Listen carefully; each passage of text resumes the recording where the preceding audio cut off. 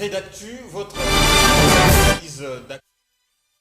Ce nouveau numéro, j'ai le plaisir de recevoir sur ce plateau de nouveaux invités. En tout cas, lui, c'est un journaliste, John Bousso-Moke. Il est en même temps blogueur et écrivain. Bonsoir, John. Bonsoir, monsieur le journaliste. C'est un plaisir pour moi de vous recevoir sur ce plateau. C'est aussi un plaisir et un honneur pour moi. Et je suis sûr que les téléspectateurs se demandent autant que moi si tu viens ici en tant que journaliste ou en tant qu'acteur politique. Parce que ces derniers temps, tu es trop proche du ministre Guy Luando.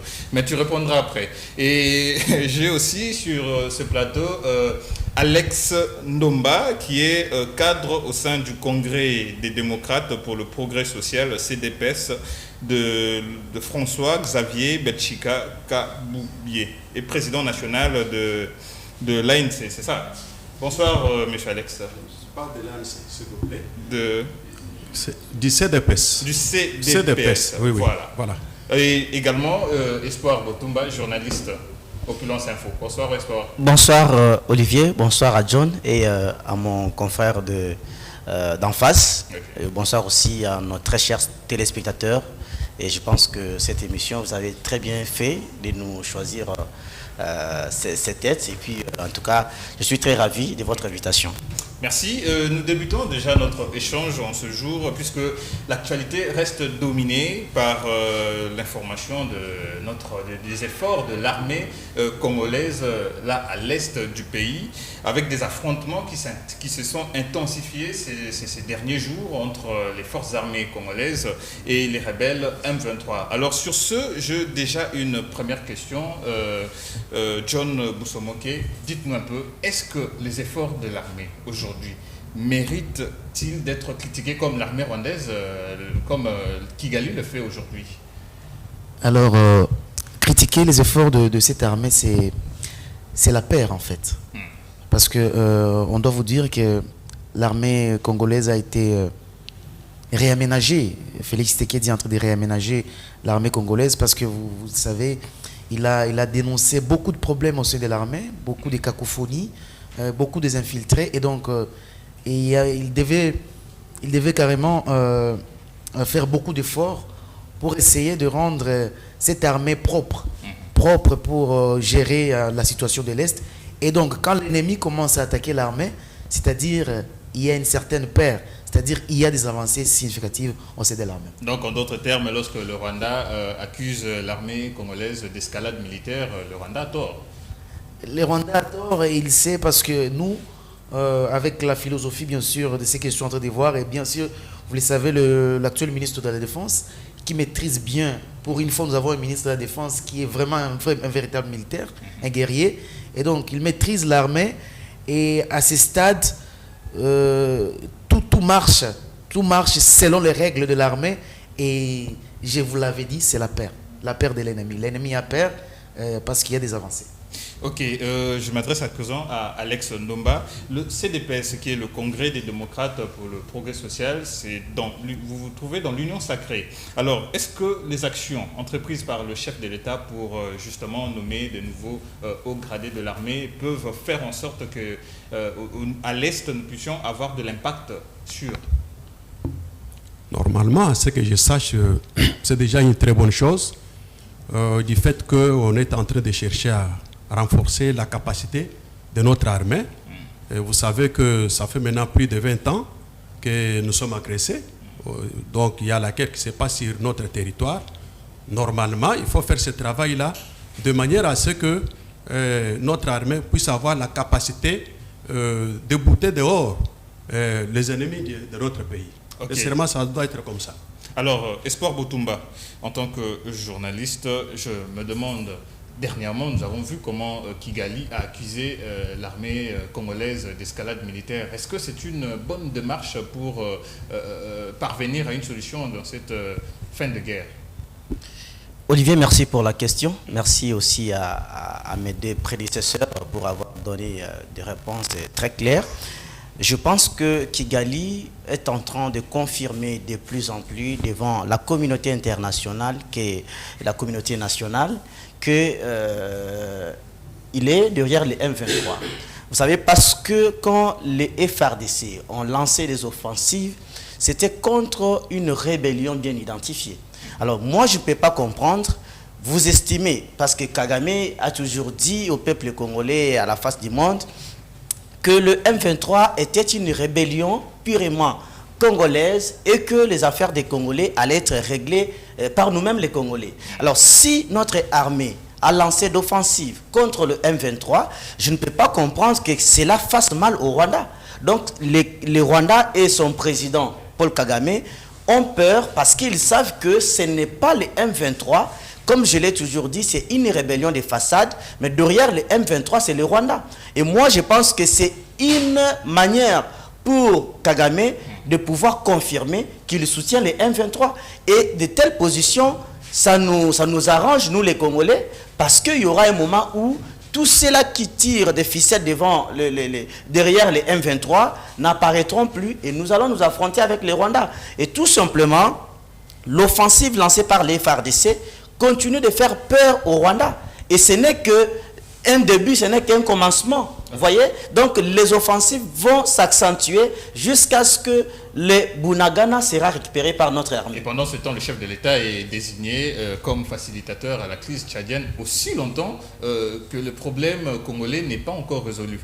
Le problème congolais est en voie d'être résolu. Je dirais en voie parce que quand vous regardez la cartographie de l'occupation du M23, vous allez réaliser qu'une semaine que nos FARDC ont lancé d'assaut, ils ont pu récupérer quelques localités occupées autrefois par les M23. Alors ce n'est pas un effort minime, c'est un effort que nous devons encourager parce que si sur les 10 localités par exemple occupées par les M23, si nos FARDC parviennent à récupérer même 4, c'est déjà un effort à féliciter. Et là je reviens, en tant que patriote, en tant que Congolais, je tire la sonnette à l'alarme contre tous les journalistes qui confondent la liberté d'expression et le patriotisme.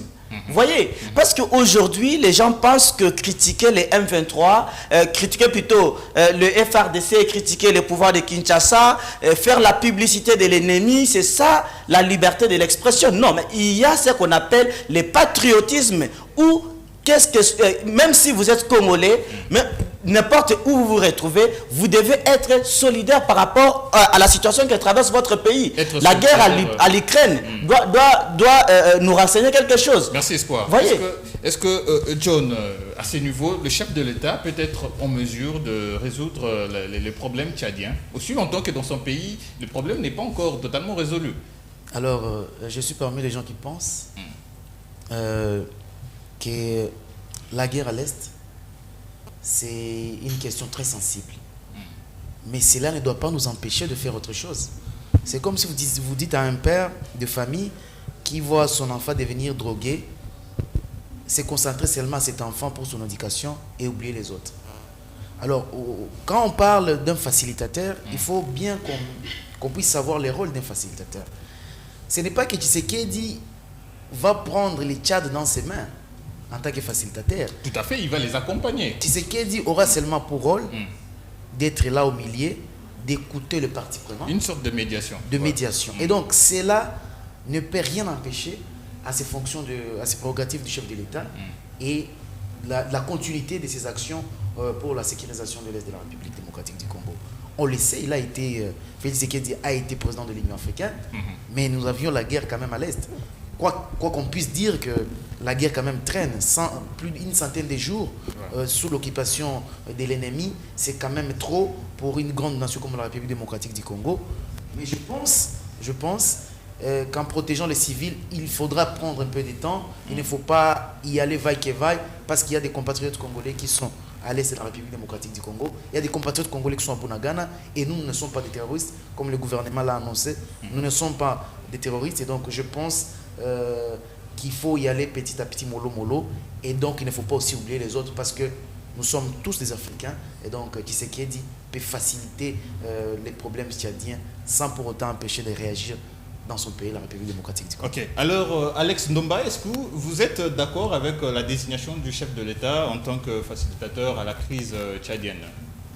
Oui, parfaitement. Je suis d'accord du fait que le chef de l'État lui-même, il a été toujours attaché à la paix, à la sécurité, et c'est ce qu'il a toujours voulu pour toute l'Afrique. Donc moi je crois que, comme notre camarade a dit là-bas, c'est tout à fait normal que le président de la République puisse s'occuper aussi d'une autre situation qui se trouve dans un autre pays frère. Et vous le savez que tout ce que nous avons comme problème, ce n'est pas du tout un problème interne. Si c'était un problème interne, on pouvait dire voilà, vous-même là chez vous, vous ne parvenez pas à faire quoi que ce soit, mais comment vous devez aller résoudre les problèmes dans un autre pays. Or, ici, nous sommes victimes d'une agression qui dure plus de 20 ans. Donc c'est tout à fait normal, comme on a dit ici, que le président a été élu pour plusieurs organisations et je crois qu'il a été désigné en fonction de son occupation d'un poste au niveau de la sous-région.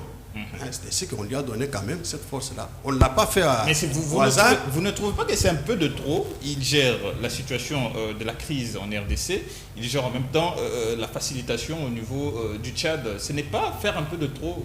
Ce n'est pas le surcharger? Non, je ne crois pas, puisque lorsqu'il a pris l'Union africaine, ça n'a pas dérangé, s'il vous plaît. Or, voyez un peu la dimension de l'Union africaine par rapport au Tchad.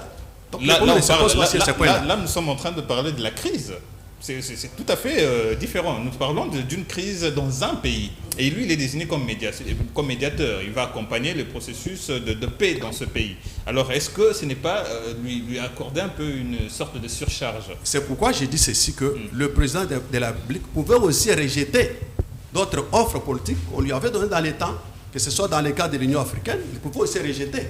Mais comme on sait que c'est un homme de paix, qui doit faire de manière à ce qu'il y ait vraiment la paix sur toute l'Afrique, moi je crois que ce n'est pas de trop. Et si jamais il réussissait, ça veut dire que Félix Tshisekedi sera le président qui va amener la RDC, qui va ramener la paix en RDC? Normalement, puisqu'il le fait déjà. Vous êtes convaincu? Oui, je suis convaincu. Très convaincu. Merci Alex. Alors, Espoir, oui, voilà. Olivier, malheureusement, vous m'aviez arraché la parole sans que je réponde à cette question. Donc, moi, je voudrais dire ceci. Désigner Tshisekedi comme le facilitateur ou le médiateur par rapport à la crise tchadienne, c'est une bonne chose. Vous savez, quand on parle que la République démocratique du Congo est rentrée dans les concerts des nations, ça veut dire qu'autrefois, quand il y avait des problèmes qui surgissaient en Afrique, on ne faisait pas allusion à notre pays. On ne venait pas extirper des gens qui pouvaient résoudre cette crise ici en RDC. Mais la diplomatie menée par Tshisekedi a fait en sorte que nous soyons respectés à l'extérieur du pays. Pourtant cette diplomatie est critiquée par les acteurs. La diplomatie, les critiques peuvent être positives également, Olivier. La diplomatie menée par Tshisekedi, c'est ce qui a fait aujourd'hui que Tshisekedi soit associé dans tous les pays qu'on parle de la paix. Alors sur le plan concret, cette diplomatie a apporté quoi dans la résolution des problèmes? Mais le fait que les États-Unis reconnaissent le Rwanda comme un pays qui soutient le M23 et les demandent immédiatement d'arrêter. Ce n'est qu'une dénonciation. Mais c'est ça. D'abord reconnaître que le Rwanda est impliqué. La reconnaissance, le fait de reconnaître que le Rwanda est impliqué, c'est le plus important. Vous voyez, le fait que tous les pays du monde se conviennent que c'est le Rwanda qui agresse la RDC, c'est une diplomatie agissante. Mais à ce niveau, on parle plutôt de la dénonciation, mais les gens sont en train d'attendre des actions. Je suis en train de venir. On a dit le Rwanda nous attaque, personne ne croyait à la RDC. Maintenant que tous les pays du monde sont d'accord que c'est le Rwanda qui soutient les M23, voyez, le fait que nous sommes parvenus à arracher cette vérité longtemps cachée, c'est déjà une victoire diplomatique. Parce qu'un pays comme la RDC, qui a saisi des matériels du Rwanda, parmi les équipementiers utilisés par les M23, n'a pas répliqué militairement. Vous avez vu notre garde qui a été tué justement à la frontière avec le Rwanda, on n'a pas répliqué. La RDC, c'est un pays qui prône la paix.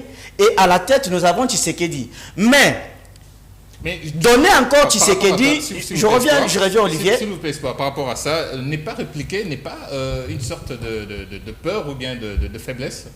Non, c'est pas la faiblesse, c'est pas la peur, mais on dit vaut mieux un mauvais arrangement qu'une bonne justice. Vous voyez? Donc toutes les guerres du monde sont soldées par les négociations. Mais en amont, ils ont fait tuer des gens. Mais à quoi bon de tuer les gens et venir négocier après, alors que vous aviez eu l'opportunité de négocier, épargner des gens des bains de sang. C'est pourquoi je disais, la question que vous aviez relancée par rapport à ce que mon confrère avait dit, donner à Tshisekedi cette nouvelle tâche, c'est faire de trop.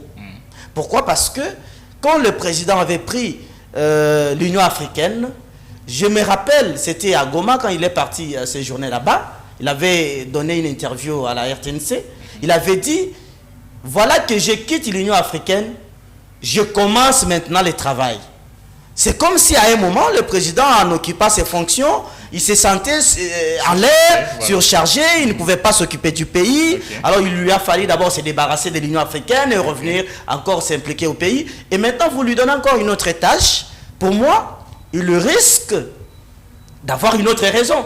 Pour dire, écoutez, le conflit tchadien m'a pris encore du temps, et comme j'ai résolu ce conflit, je reviens encore. Et dans ce sens-là, c'est nous qui allons perdre. Alors, John, est-ce que vous êtes d'avis avec Espoir par rapport à cette situation? Alors, je ne sais pas si on doit réfléchir de la même manière par rapport à cette situation. Alors, moi, je répète, quand on parle de facilitateurs, ce n'est pas, ce sont les Tchadiens eux-mêmes qui doivent résoudre leurs problèmes. Mais comme il y a des parties en conflit, parce que pour qu'il y ait facilitation, c'est une sorte d'intermédiaire. Il doit y avoir un problème entre deux parties. Et il faut un intermédiaire. Qui c'est qui a dit, vous le savez, il y a encore Pembe, si je peux le dire, il est encore blanc, il n'est pas encore... il n'est pas taché de sang, tu sais qui dit pas encore en tout cas. Alors c'est comme une colombe pour l'Afrique, un jeune président qui vient, et moi je pense que c'est d'ailleurs c'est une sorte de fierté pour la République démocratique du Congo, parce qu'en prenant notre président de la République, parce qu'il ne faut pas croire... Et pendant ce temps, nos concitoyens de l'Est continuent à périr. Moi je vous dis que le problème congolais aussi, Tshisekedi ne peut pas résoudre ça seul. Vous comprenez?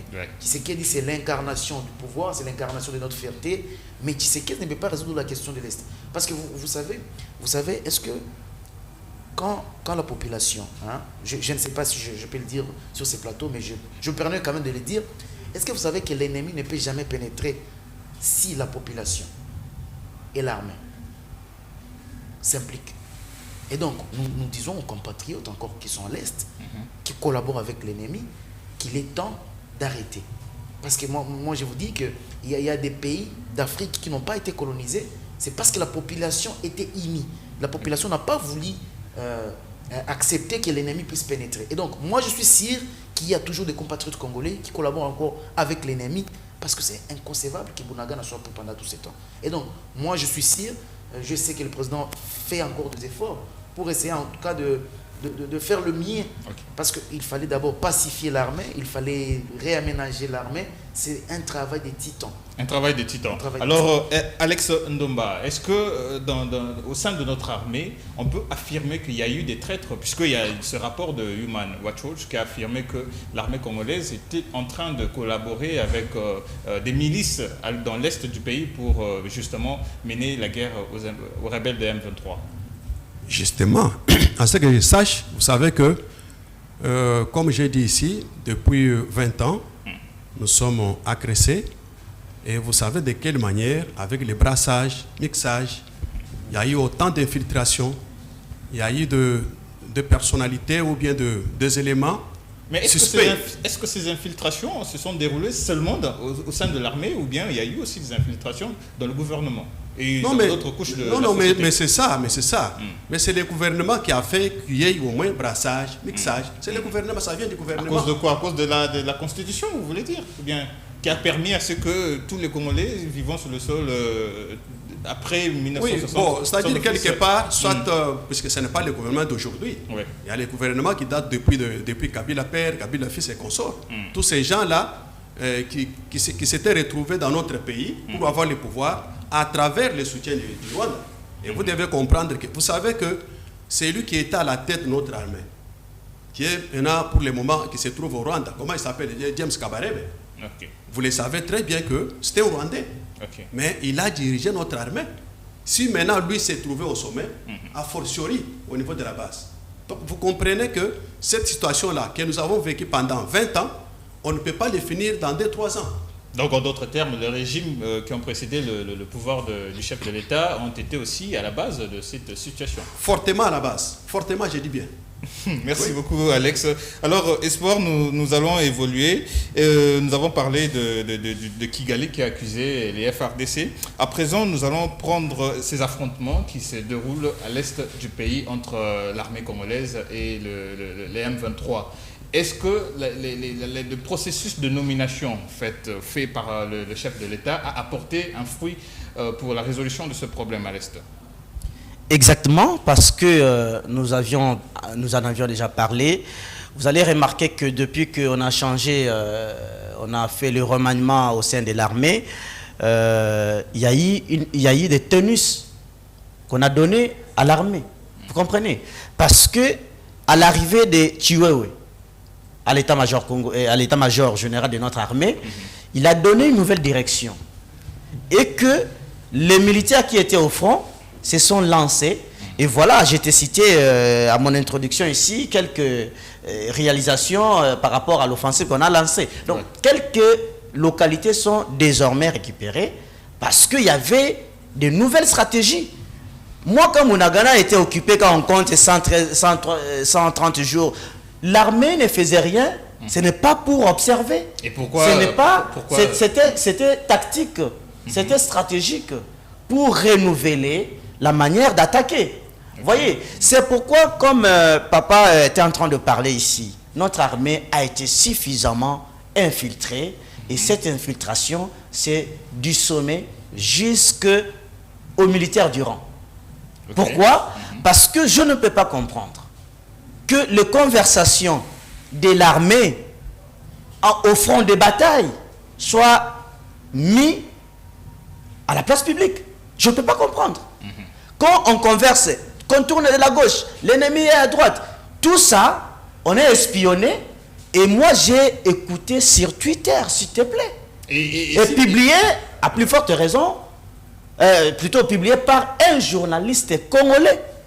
Et si par hasard ces appareils de communication ont été piratés, non seulement par les Congolais eux-mêmes, mais aussi par la partie de l'ennemi? Mon frère, nous vivons en pleine nouvelle technologie de l'information et de la communication. Tout est possible, je n'en disconviens pas. Mais pour qu'on parvienne à pirater une liaison entre deux personnes, il faut alors que je sois en possession de l'un des appareils utilisés. Vous voyez? Donc la personne qui est censée pirater la liaison ou infiltrer la liaison de nos militaires qui se trouvent au front, seulement un militaire qui est en possession de ces appareils ou qui est censé gérer la logistique. Parce qu'il y a ce qu'on appelle fréquence. Voilà. Fréquence, c'est que quand moi je suis dans 30, vous là-bas, vous devez aussi régler votre appareil, votre Motorola, que vous soyez aussi sur la fréquence 30. Parce que quand je suis sur la fréquence 30 et vous êtes à 35, on ne va pas s'écouter. Il y aura ce qu'on appelle interférence. Si l'ennemi sait qu'en ce moment, Espoir est sur la fréquence 30 et que la bataillon qu'il commande est aussi sur la fréquence 30, c'est parce qu'il y a entre nous fuite d'informations. Donc il y aura quelqu'un qui va les signaler que entrez dans la fréquence 30, vous allez nous trouver en pleine liaison. Et moi je me dis, si nous étions infiltrés, c'est pas seulement sur le plan de l'armée, même sur le plan médiatique, parce que la guerre, elle est aussi médiatique. C'est pourquoi nous voyons nos confrères qui se disent, qui veulent prôner la liberté d'expression, faire l'apologie, faire la publicité du M23. C'est en tout cas aberrant et regrettable. Vous faites allusion à qui, Espoir? Non, je ne vais pas citer des gens ici, mais vous étiez ici au courant qu'il y a un journaliste qu'on a voulu arrêter et jusqu'alors qui vit en clandestinité. Voilà. Vous voyez, il a fait fuiter les audios de conversation entre les militaires qui étaient au front de bataille. Et il n'est pas le seul. Il y en a beaucoup. Il y en a beaucoup. Et ces gens-là, malheureusement, ils se réclament des journalistes proches de l'opposition. Et je me dis, vous voulez devenir président dans ces pays et vous vendez ces pays. Okay. Tshisekedi partira. Je ne soutiens pas Tshisekedi, mais il partira. Le Congo, c'est une affaire de tous. C'est ce que nous avons comme les biens précieux. Et c'est ce que nous avons pour héritage à conserver à nos enfants. Ok, pendant ce temps, je reviens à vous, Alex. Mais pourquoi jusqu'à présent on n'arrive pas à citer ces traîtres au sein de l'armée? Il faut quand même avoir du courage pour les citer. Jusque-là, ils sont encore sous couvert, je ne sais pas de quoi. Pourquoi cela n'arrive pas? On parle simplement d'infiltration, de traîtrisme, mais les noms ne sont pas cités. Bon, moi je sais qu'au plus haut niveau du pays et de l'armée, on a tous ces éléments-là. Okay. Parfois, il ne faut pas les citer. Nous sommes dans les domaines sécuritaires. On ne peut pas les citer. Mais c'est le travail de fond. Mais du moins, ces noms existent. Les noms? Oui. En tout cas, moi, je ne possède pas ces noms-là, s'il vous plaît. Je ne possède pas ces noms-là. Je sais que lorsque le président est en train de faire un travail, cela veut dire qu'il a toutes les informations possibles sur base des gens que nous considérons comme étant des éléments suspects au niveau de l'armée, et que le travail qu'il fait aujourd'hui, c'est pour vraiment réduire en ayant tous ces comportements-là qui ne peuvent pas nous permettre d'avancer. Puisque vous savez, lorsqu'il y a la transmission des plans de guerre, il y a la vente de munitions, il y a la vente des armes, et ainsi de suite, tout ça, c'est pour nous fragiliser. Okay. Donc aujourd'hui, il faut faire un travail, d'un côté, essayer un peu de revoir la composition de l'armée, en tenant compte des Congolais qui doivent faire le travail comme il se doit, et de l'autre côté, renforcer la capacité de cette armée. Alors, John Moussoboka, est-ce que le remaniement au sein de l'armée suffit, ou bien nous pouvons encore procéder à d'autres contrôles, par exemple à la souche de la société et aussi dans le gouvernement, pour mettre à nu tous ces traîtres? Alors, je pense que quand on doit remanier, on ne doit pas remanier pour remanier. Parce que moi, je note d'ailleurs qu'il y a des compétences. On a remanié quand même des personnes qui ont travaillé vraiment pour ces pays. Alors, coup de chapeau à eux, chapeau bas à tous ces combattants qui ont servi la nation, et le président de la République a décidé de remplacer. Alors, moi, je pense que ces nouvelles nominations, nous saurons l'impact, pas aujourd'hui. Okay. C'est demain ou après-demain qu'on peut se dire que les remaniements de son Excellence Félix Antoine Tshisekedi et Tshilombo, chef de l'État, ont abouti parce qu'il est en train de faire, ce sont les essais en fait. Ce sont les essais, le président Tshisekedi essaie de tout faire. Donc là, on peut déjà dire que la réplique des forces armées de la RDC, c'est déjà un pas vers la réussite de ces nominations. Bien évidemment, parce que on doit en tout cas se référer à des personnes qui ont des compétences, à des personnes jeunes surtout, parce que vous avez remarqué dans les nouvelles nominations qu'il y a quand même eu beaucoup de changements et des nouvelles, les gens qui ont quand même de l'énergie pour aller sur le terrain. Je vis par exemple le général John, le folklorique John général, qui est parti 21e région militaire, je pense, quelque chose comme ça. Là, vous parlez du sapeur. Bon, en fait, je ne veux pas aborder sur ces coups-là, mais il est quand même, je pense qu'il est dynamique. On le voit trop sur les réseaux sociaux. Je ne pense pas si c'est bien ou pas. Je ne sais pas, ce n'est pas ce qui nous intéresse. Mais je pense en tout cas, le remaniement, nous saurons l'impact de ces remaniements d'ici là, dans les jours à venir, tout en le souhaitant bonne chance quand même. Ok, nous allons passer à une autre thématique, à moins que Espoir, tu puisses dire un dernier mot par rapport à ce sujet. Oui, évidemment. Donc, nous sommes rapidement. Hein. Oui, rapidement, nous saluons d'abord ce que fait les FARDC en ce moment. Donc, il y a quand même du sourire qui commence déjà à revenir, des localités quand même récupérées et à l'unisson. Donc, tout Congolais qui aime vraiment ce pays doit vraiment contribuer de n'importe quelle manière pour que la paix revienne dans ce pays, parce que nous n'avons que ça. Ok, merci. Oui, allez-y, Alex. Oui, moi je voulais dire ceci, puisqu'il y a deux fois l'opposition qui pense que pour avoir un bilan positif au niveau de l'opposition, il faut que ceux qui sont dans les institutions puissent échouer. Okay. Or, ça sera aussi contre la patrie. Voilà. Moi je pense, ne soyons pas distraits pour être divisés. Okay. Puisque ce qui pose le problème ici chez nous, c'est la division qui vient de l'extérieur. C'est la division qui vient de l'extérieur et qui trouve nos faiblesses et qui fait de manière à ce que nous puissions être divisés davantage. Et au besoin, vous qui êtes aujourd'hui dans l'opposition, demain vous allez accéder au pouvoir. Et si vous trouvez que la patrie n'existe pas, qu'est-ce qui va se passer? Donc moi je crois, et l'opposition et ceux qui sont dans les institutions, nous devons être unis pour défendre notre pays. S'il vous plaît, alors, je ne sais Nous pas. devons passer à une autre thématique. Je sais, je le sais. Allez-y très bien. rapidement. Alors, je voulais revenir sur quelque chose que le confrère a dit.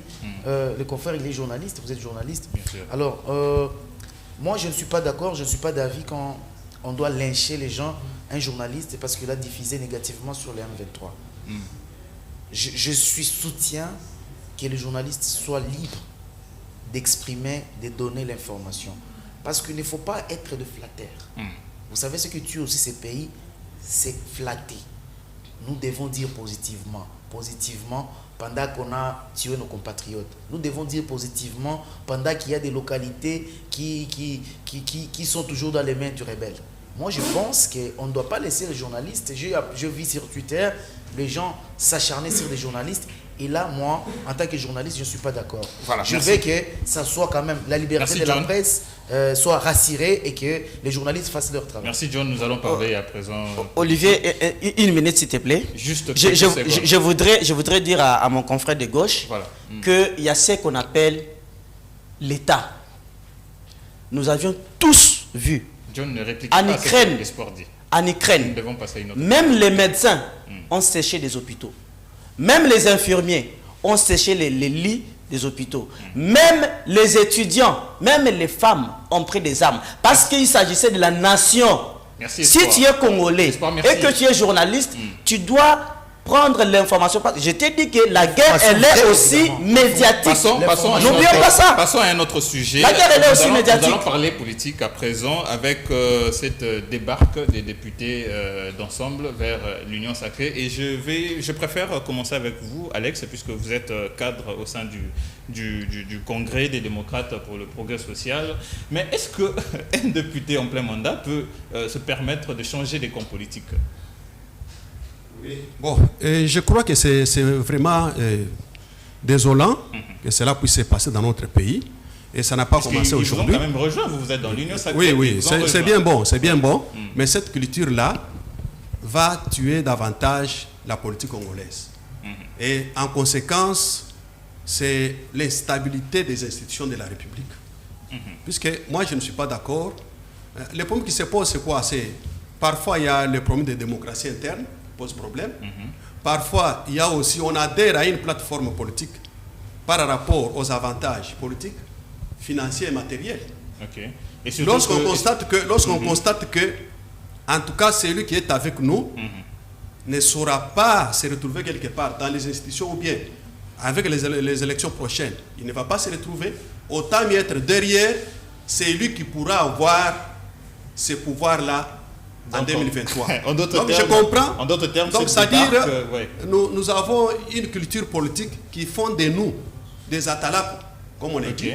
C'est-à-dire des gens qui sont derrière le pouvoir, qui sont derrière le matériel, les finances et consorts. Et je vous dis encore une chose, que si aujourd'hui ça bascule de l'autre côté, je crois que les mêmes personnes vont se verser encore quelque part. Donc voilà comment, ce qui fait que notre pays ne puisse pas avancer. Donc cette débarque veut simplement signifier que cela s'est déroulé par intérêt politique. Et surtout que les prochaines élections approchent. Oui, justement. Mais maintenant, le problème, c'est quoi? Puisque vous avez parlé de l'avenir de Katumbi et consorts, sachez très bien que ces députés-là sont fait mandat. Voilà. Sont fait mandat et que l'avenir politique est fonction du comportement du peuple congolais, puisque c'est lui l'électeur. Il pourra toujours remettre Katumbi d'une autre manière. John, John, je reviens à vous. Quand bien même vous êtes trop proche de Kivando, votre ministre préféré. Et jusqu'aujourd'hui, je me demande pourquoi. Alors, revenons à la question. Est-ce qu'un député en plein mandat peut changer les camps politiques? Alors, tout en répondant aussi à ma question par rapport à votre approche. Bon, je vais y revenir. Je vais d'abord répondre à cette dernière question parce que c'est très capital. Alors, quand un député est élu, avec les couleurs d'un parti politique, ça va? Alors, s'il décide de quitter le parti politique, normalement, il n'a plus mandat d'être député.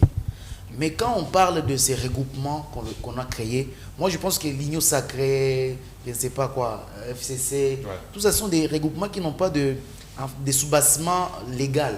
Donc c'est juste pour le processus électoral.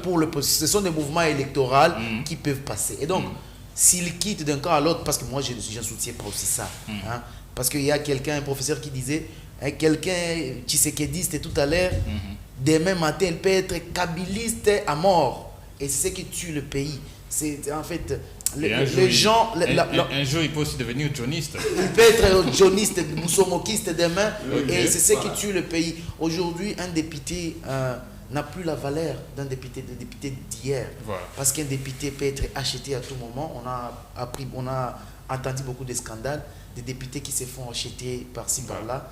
Et je pense que les représentants du peuple, cette tâche de représenter le peuple n'est pas vraiment bien assumée par certains députés. Et donc, je les appelle à revenir à la morale.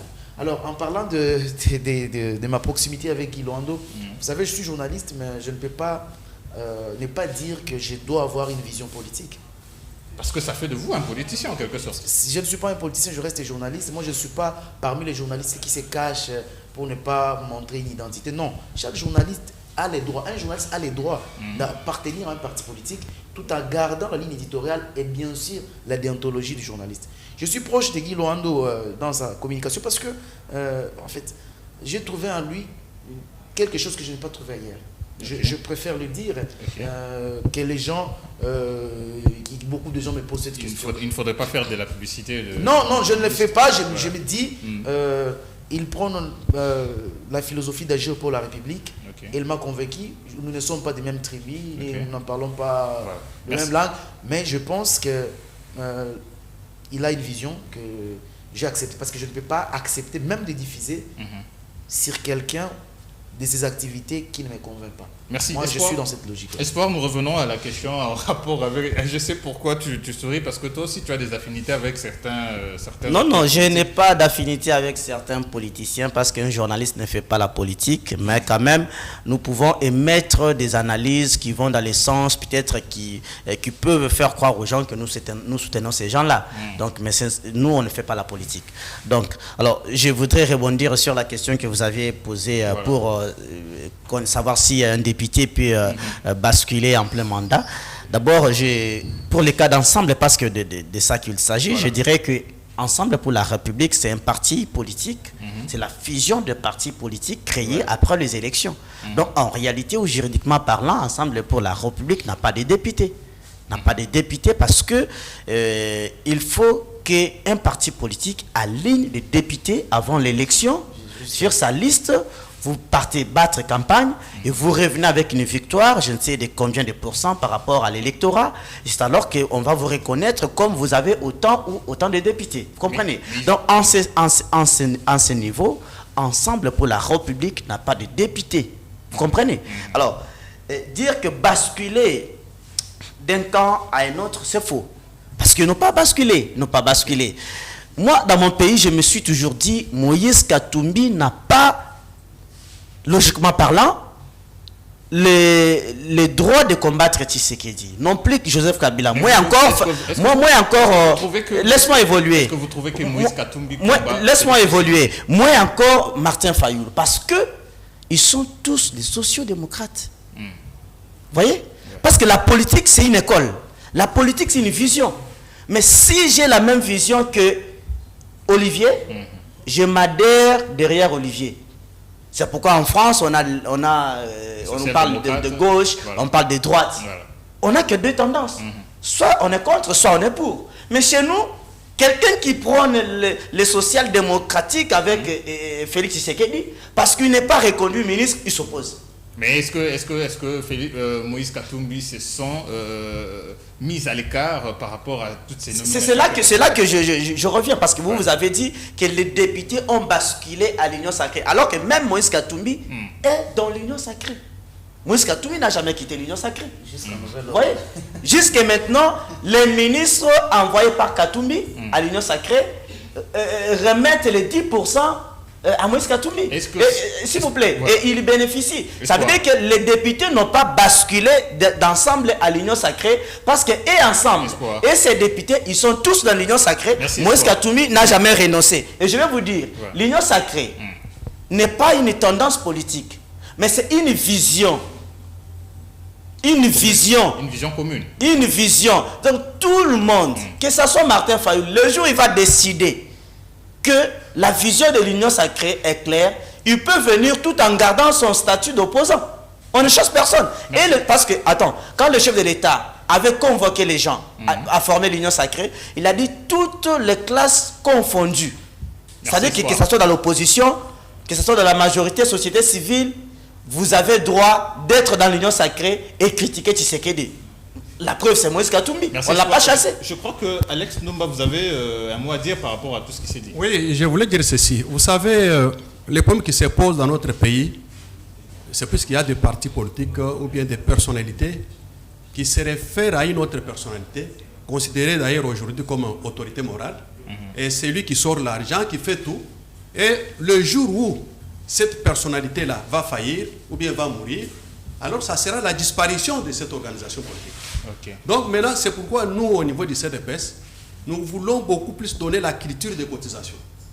Pour que quelqu'un ne puisse pas comprendre que si le parti fonctionne, ce parti fonctionne grâce à nous. Alors, une question de curiosité par rapport au CDPS. Oui. Pourquoi jusque-là, vous ne faites pas partie du gouvernement ou bien vous n'occupez pas des postes au sein des institutions? Oui, le problème est que nous n'avons pas participé aux élections de 2018. Oui. Le président avait postulé à la présidence, mais lorsqu'on a constaté que FCC a créé beaucoup plus de manœuvres, nous nous sommes dit, nous ne pouvons pas accompagner ces gens-là. On a préféré un peu se retirer. Et puis nous avons constaté que l'opposition dans les temps ne voulait pas s'entendre pour sortir un seul candidat. Merci, M. Alex Ndomba. Je rappelle que vous êtes cadre au sein du CDPS, Congrès des démocrates pour le progrès social. Alors, je vais accorder à chacun de vous 1 minute pour conclure. Je commence avec vous, John. Concluez avec 1 minute.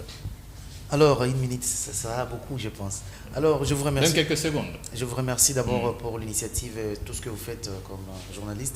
Ça fait du bien de discuter avec les confrères sur la situation du pays parce que c'est la seule chose que nous avons. C'est l'héritage. Hein, c'est it's our legacy, si je peux le dire. Voilà. Et donc, je ne sais pas si vous m'accordez de parler de cet ouvrage. Oui, puisque vous avez 1 minute. Parce que dans mes 1 minute, alors comme je vous l'avais annoncé, que je suis en train de sortir une bande dessinée sur la drépanocytose. C'est une maladie connue, mais beaucoup l'ignorent. C'est une maladie en tout cas tueuse, silencieuse. Et donc je voulais en parler dans une bande dessinée. C'est une œuvre littéraire, c'est une nouvelle. Et donc, vous savez que chaque jour, en République démocratique du Congo, il y a environ 6% des nouveaux-nés, des enfants qui sont nés, qui naissent des drépanocytaires. Et donc, il fallait faire quelque chose pour accompagner la lutte, pour sensibiliser. Donc, je viendrai encore sur votre plateau, si vous le permettez. Je crois que le message est très bien compris. Pour qu'on parle. Espoir, concluez aussi dans quelques secondes. Oui, merci Olivier. Pour la conclusion, je dirais tout simplement à tous les Congolais qui nous suivent en ces moments, d'être soudés, parce que les pays traversent un moment très difficile, un moment qui nécessite l'implication de tout le monde. Donc que les Congolais restent soudés, qu'ils évitent la distraction. À mes confrères journalistes, je leur dirais ceci. Je leur dirais ceci. Nous n'avons que ces pays. Être journaliste, cela ne veut pas dire de se désolidariser quand le pays traverse un moment difficile. Parce que même en France, vous voyez, les informations sont toujours orientées et commandées. C'est ce que la RFI fait. France 24 et Télé 50 et TV5. C'est différent de ce que nous croyons, ce que nous savons de tout ce qui se passe. Non, il faut donc, nous sommes pas toujours louer non, s'il vous plaît. À l'extérieur. Non, je dis différent. J'ai parlé que ces informations sont commandées. C'est-à-dire que la France oriente les journalistes par rapport à ses aspirations. Alors, le Congo ne fera pas exception. Nous qui sommes journalistes au Congo, nous avons la liberté d'expression. Mais quand le pays est attaqué, nous devons avoir une attitude sévère par rapport à la défense de notre pays. Au ministre de la Communication, je lui dirais qu'il nous change le programme de la RTNC. Le programme doit refléter la situation que le pays est en train de traverser. Parce que nous voyons des journaux qui passent chaque jour, c'est ce que moi j'appelle des journaux protocolaires. Le ministre a reçu, le ministre a fait ceci, mais nous ne savons pas ce qui se passe à Bunagana et ailleurs. Il doit adapter les programmes de la télévision par rapport à la situation du pays. Concluez et puis nous allons... Oui, merci beaucoup. Je tiens d'abord à vous remercier. Vous remercier sincèrement juste dans quelques secondes pour cette invitation. Je sais que ça ne va pas se limiter aujourd'hui. Je remercie aussi les services techniques et surtout les responsables de la chaîne. Et moi, je crois, comme nous avons dit ici, toute guerre finit toujours par une table de négociation. Mais pour nous, les CDPS, nous disons ceci, on ne peut pas lâcher prise. Nous devons aller jusqu'au bout pour que la guerre cesse dans notre pays. À la dernière goutte du sang du dernier Congolais. Merci beaucoup. J'avais reçu sur ce plateau Alex Ndomba Kaputu, cadre au sein du Congrès des démocrates pour le progrès social, CDPS en sigle, et également Espoir Botumba, journaliste pour le compte de Opulence Info. Et à ses côtés, j'ai aussi reçu l'honneur de John Boussomo, qui est journaliste et en même temps blogueur et écrivain. C'était un plaisir pour moi en tout cas de vous recevoir vous tous sur ce plateau. Quant à vous, très chers téléspectateurs, nous nous retrouvons la semaine prochaine et ça sera vraiment avec le même plaisir. Merci à toute l'équipe technique qui m'a accompagné. Je pense bien sûr à Jolie Bilonda et à notre ami qui est à ses côtés. Je pense aussi à Patrick Baba, le réalisateur, et aussi à David Nguye. Au revoir et nous nous retrouvons la semaine prochaine. Merci, au plaisir.